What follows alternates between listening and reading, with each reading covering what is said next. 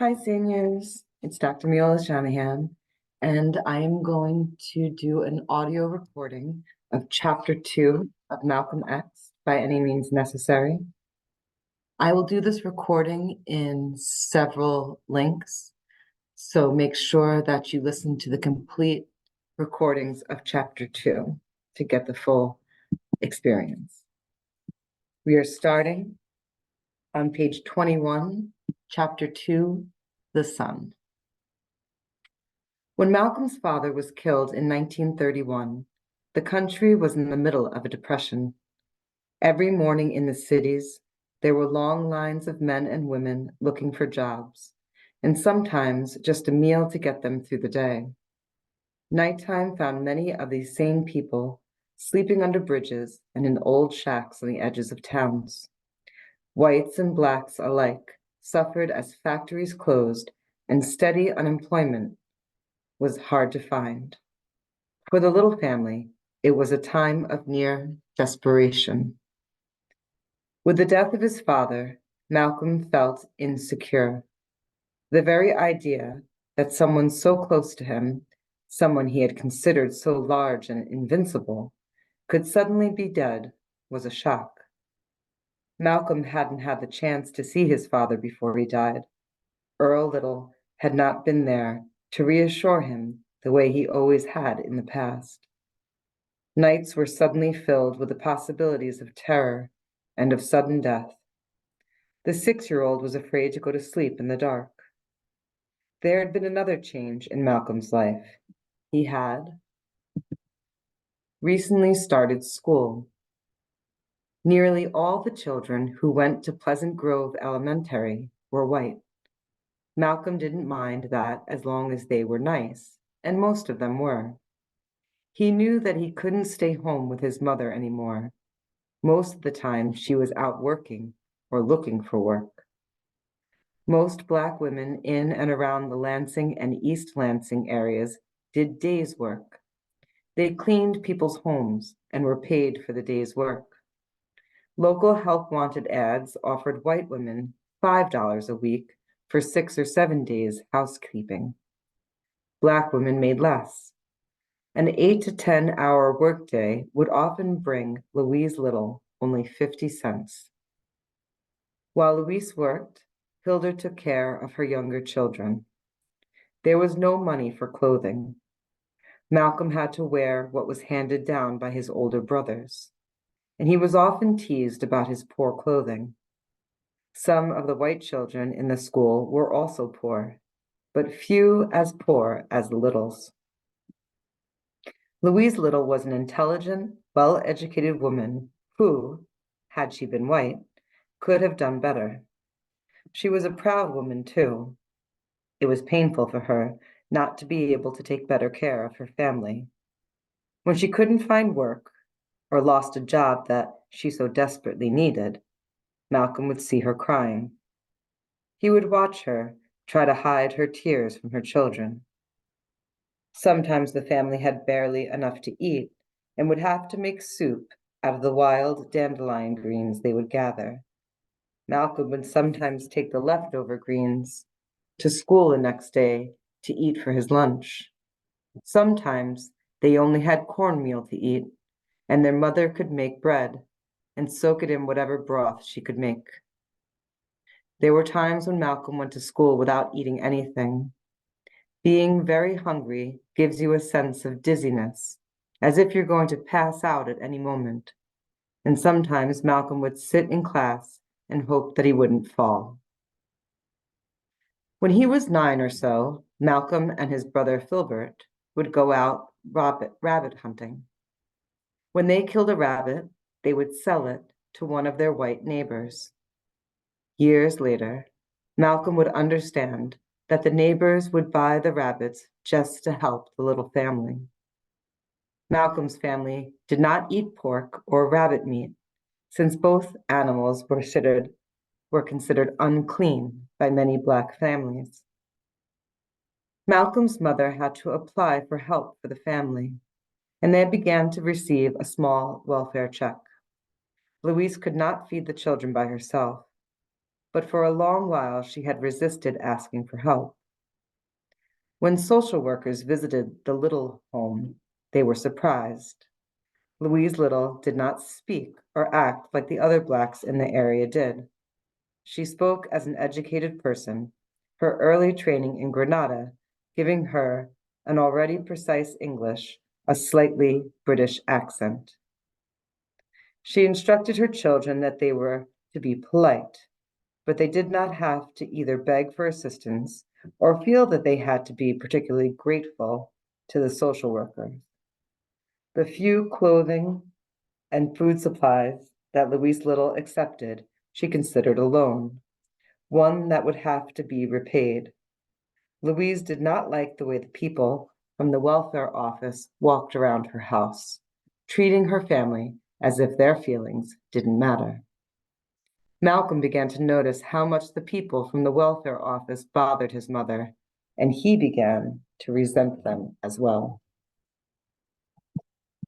In Michigan, as in almost every state during the Depression, there were locations where, once or twice a month, free food was given to the needy. Only the poorest families were entitled to this food, and soon the Littles were among them. Children who saw Malcolm and his family at the food station said things to him in school, things that were very painful to him, but there was nothing he could do about it. Not all the children in school or in the neighborhood where they lived were mean to him. Many of them knew what it was like to be poor, and many were friendly to the little children. Malcolm played with his white friends as well as with the Blacks who lived nearby. But something else was going on in Malcolm's house. The strain on his mother was beginning to show. Malcolm got into trouble. He had been caught stealing, and one of the neighbors told the welfare investigator. The welfare investigator questioned his mother, and much to Malcolm's surprise, the usually strong woman began to cry.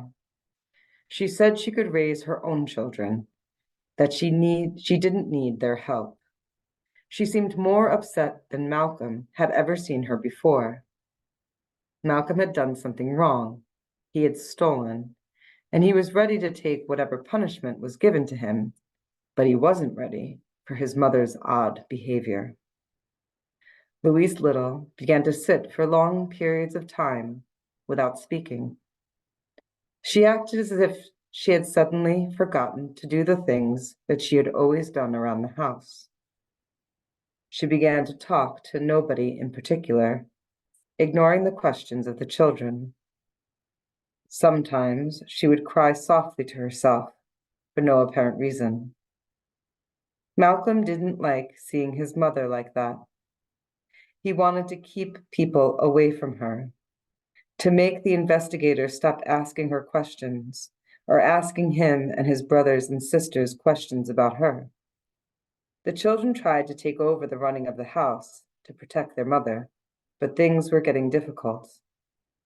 In school, Malcolm could handle his assignments easily, but he did not work as hard as his teachers thought he should. Malcolm realized that he was bright. He was fairly popular too. He could play sports and made his school basketball team. He enjoyed playing baseball and football with his schoolmates. In 1937, Blacks were not allowed on most professional sports teams, but they were nevertheless making great strides in that direction. Joe Louis had become heavyweight champion of the world by knocking out James J. Braddock. It was about this time that Malcolm decided to try his hand at boxing. It was a disaster. It didn't take Malcolm long to discover that he wasn't going to be a tough guy. At any rate, he wasn't going to be a tough physically. Mental toughness was another thing. But while Joe Louis, from nearby Detroit, was becoming heavyweight champion of the world, other Black people were still being lynched or driven from their homes. In some places, Blacks who tried to vote lost their jobs. In some states, Blacks were arrested on minor charges with the intention of making them work on plantations, picking cotton or peanuts when cheap labor was needed. What the lynchings were all about, what the beatings and terrorizing were all about, was to force Black people to remain second-class citizens. If you were an African American, there were things you were supposed to do and things you were not supposed to do. Depending on where you lived in the United States, you were not supposed to vote or to expect equal pay with whites or live in white neighborhoods. You were not supposed to take up any right that whites had not given you. One of the things that African American males were not supposed to do was to be too friendly with white females. All Black males knew this. It was something that was told to you when you were a child. Stories of young Black men being hung from trees or burned alive because they had associated with white women were told in every Black home. This constant threat to Black America greatly affected how Malcolm reacted to his classmates. As Malcolm reached his early teen years, the years in which many young people start dating, or at least begin flirtations with classmates, Malcolm found himself in a school situation in which all the girls were white. In September 1938, Malcolm was 13 years old. He was tall, thin, with a wide smile and reddish hair that he wore short. He started the 7th grade and immediately began to have trouble in school. He had a series of conflicts with his teachers about his clowning around in class. The role of clown was probably what he felt, as if he were an actor trapped in a strange role in which he could never be himself. He couldn't tell people what was going on in his home, how his mother was talking to herself, how she seemed not to notice sometimes that the children were even there. His mother's condition worsened. More and more, she appeared to need help, but the only thing the state investigators seemed to be concerned with was proving that Louise was an unfit mother. It was frightening for Malcolm to see her drift away from the family. He had already lost his father, and now he knew he was losing his mother. Investigators from the state of Michigan made plans to take Malcolm away from his family and put him into a home. Malcolm was placed in the home of a Black family, the Gohanas.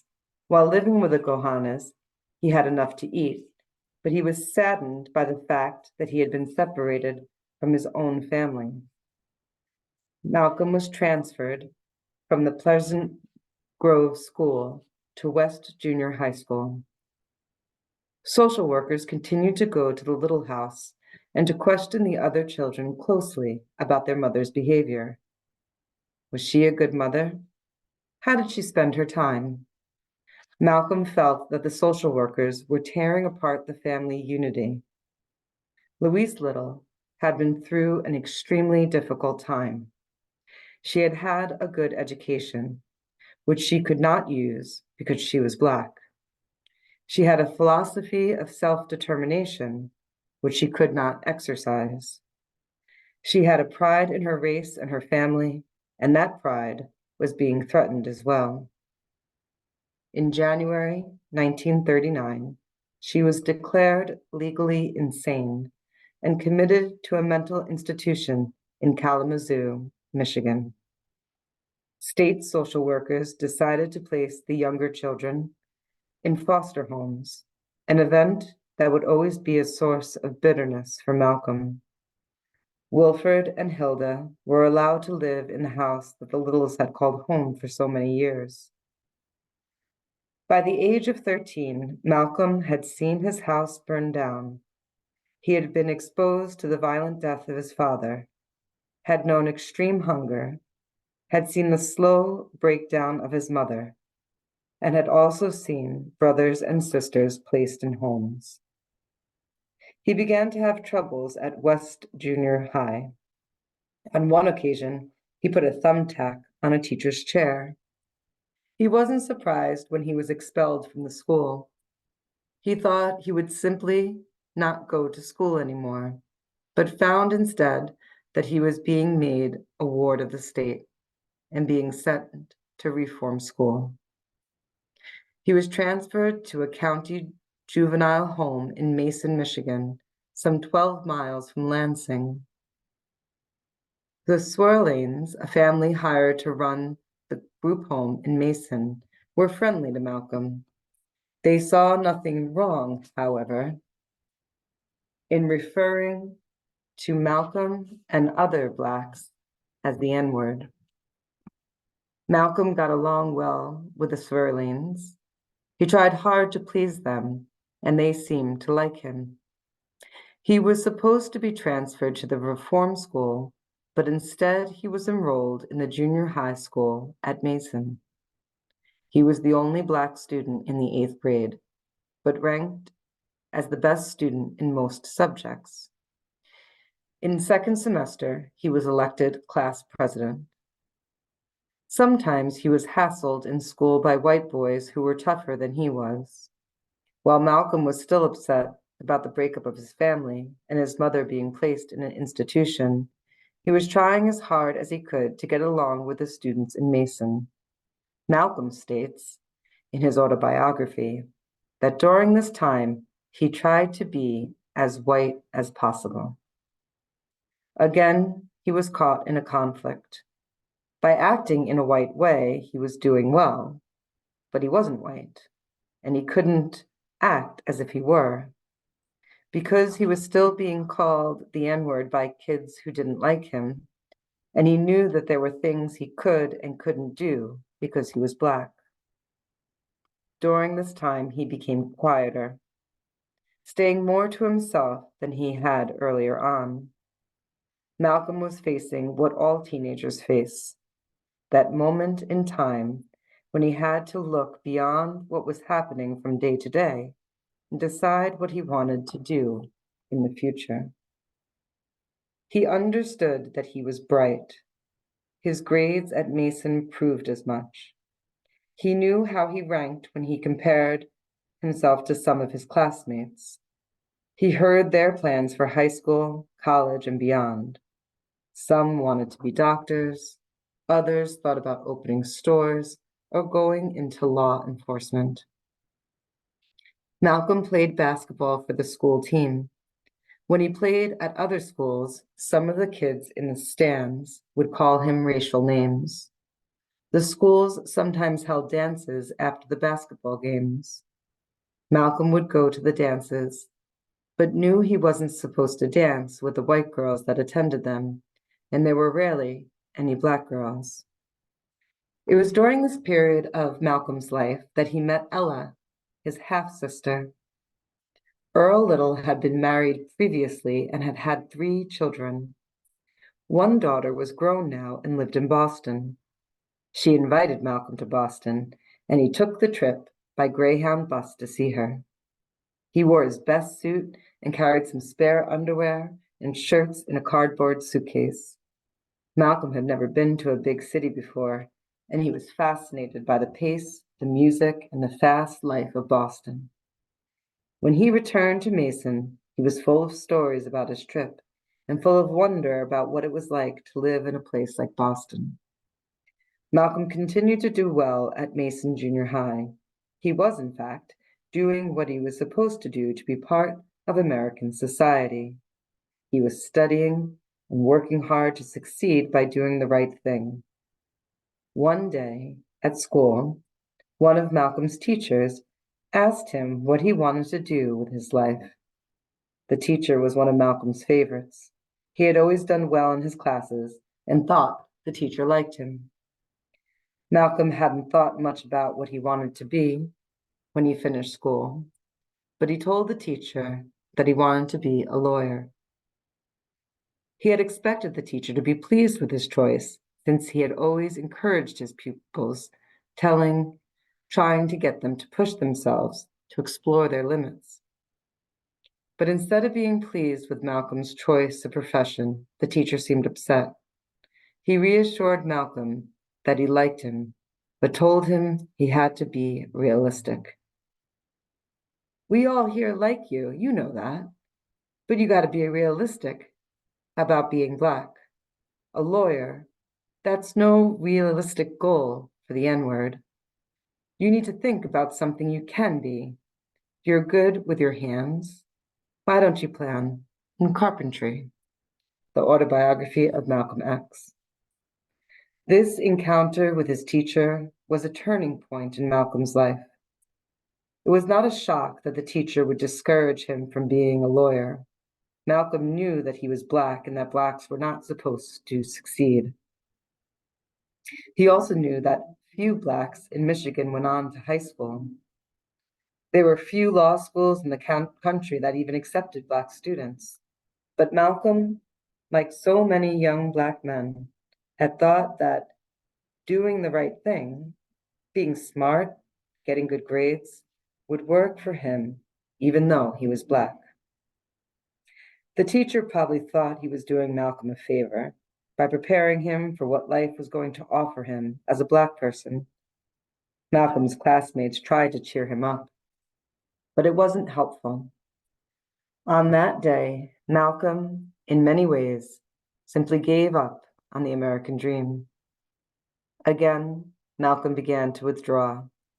As his classmates began to plan for their graduation and to talk about courses they would take in high school, Malcolm would avoid them. Very few Blacks had ever gone to high school in Mason.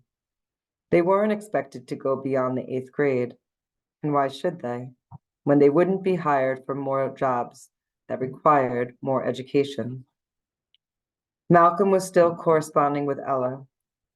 She invited him to come live with her in Boston.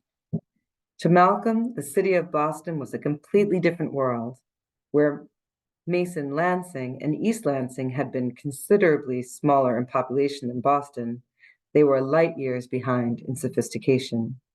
What's more, Boston had an old established Black population and a history of civil rights. It was in Boston that two of the most famous fugitive slave cases, that of Anthony Burns and later of George Latimer, had been tried. Burns had been returned to the South, but Latimer's freedom had been purchased by local Blacks. And during the Civil War, it was from Boston that the famous 54th Massachusetts Volunteers, the Black regiment that stormed the walls at Fort Wagner, sailed. Malcolm had never seen Blacks so well-dressed, so relaxed in the streets, or so fully participating in the life of the city as in Boston. Ella was family. She was prepared to help Malcolm make the adjustments necessary to live in a big city. Malcolm, with nothing left for him in Mason, accepted her invitation. Malcolm spent days just making himself familiar with the streets of Boston. He loved Roxbury, the Black section, and the exciting life that was offered there. He also found the museums and the libraries that dotted the city. Ella warned the youngster to try to find friends of high caliber. The friends that Malcolm found, however, were not of the high class that Ella had hoped for. He came upon a pool hall in which he saw young Black men relaxing, hitting each other, and shooting pool. The young men were sharp dressers and used a lot of street talk. Malcolm watched them for a while from outside the pool hall and then ventured inside. Shorty was a young man whom Malcolm met at the pool hall. He knew his way around Boston and was open with Malcolm. But most of all, he hinted of ways that a Black man could make it in the streets of Boston without finishing high school. What Malcolm needed was a way of finding value in his own life, of building up the self-esteem that had been so damaged in Michigan. From his parents, he had received training as a young boy that intelligence was valuable to the Black race and could be used along with hard work to succeed. But after the death of his father, this seemed to all slip away. His intelligence was not appreciated, and was finally dismissed by a teacher who urged him to understand how Blacks were limited. There was no doubt that what Shorty was doing was a lot less than Malcolm's father had expected of Malcolm, but Shorty wasn't walking around with his head down or feeling bad about himself. When Shorty talked, telling him how Blacks could make it in Boston, Malcolm listened and listened carefully. Thank you, seniors, for listening and reading chapter 2 with me. I'm looking forward to discussing this in class. And thank you again.